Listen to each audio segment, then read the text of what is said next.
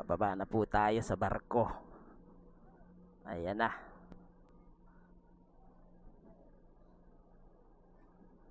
Mataas. Iyon, nagabag.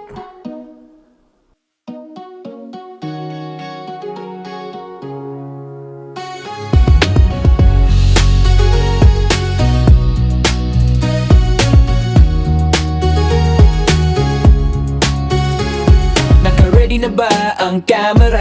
Lights, camera. Tuloy-tuloy lang tayo. Ayan. Titingnan natin mamaya kung ano-ano ba ang ating mga magagawa doon sa Monte Maria. Pero syempre, pinakagusto kong gawin yung glass walk. Gusto kong masubukan ng aking tapang at galing. Base sa Google Map, mahigit 1 oras or kulang-kulang 1 oras. Depende sa bilis mong magpatakbo. Pero kami, chill ride lang. Kaya 1 oras to. Uwak. Ay, dumaan pang itim na uwak. Guys, sa loob, lasa ng pagkain, di pwedeng. Wow, laki oh. Yan yung mga ano pala, mga planta. Mga planta ng crudo siguro yan. Gasolina. Welcome to Barangay Tabangaw, Ambulong, Batangas City. And I thank you. Atras, walang Doon sa sakay sa sasakyan, Manila, Gala, Probinsya, Mano City. Hawak ang mic, ready mag-selfie. Lahat ng Pinamukan proper. Ayan, Pinamukan proper. Let's go. sip-sip, may review na realistic. Yeah! Mula sa street food hanggang sa fine dining na social. Huwag kang mag-alala, wala Petrochemicals pala yan.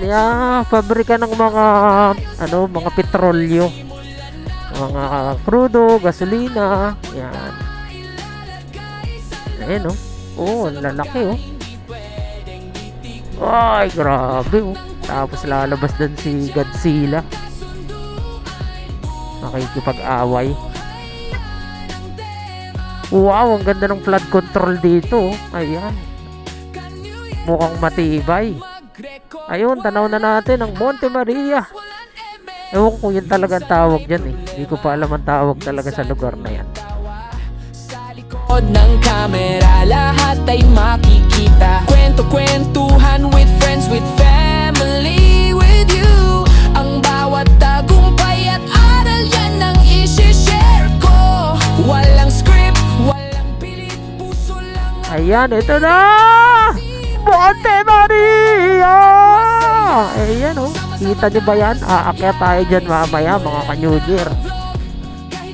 Ayan na oh. Monte Maria La Pieta. Ayan oh. Ayan yung magiging itsura niyan pag nakumpleto. Ganda. Grabe. Mountain of Salvation. Ito ko lang tawag dito. Ayan, magbabayad na tayo dito. Kano po? Ay, 20. Kaya't mag-subscribe na, hit the bell icon din. Ka-New Year, abangan nyo ang next episode namin. Mirror walk. Ay ano oh, mirror walk. Peace out. Salamat sa panonood. At nandito na nga kami sa Monte Maria. Yan o, napakaganda dito. Grabe, saktong-sakto lalo na sa mga pamilya, sa mga bata. Ayan o, Monte Maria. Sa ngayon, madami-dami na ring activities ang pwedeng gawin dito. Pero sabi nila, pag natapos ito, mas maganda ang mga activities. Ito yung mga promo packages nila. Iba-ibang presyo, depende sa mga gustong attractions na puntahan. Pipili ka na lang kung gusto mo kompleto o ilan lamang.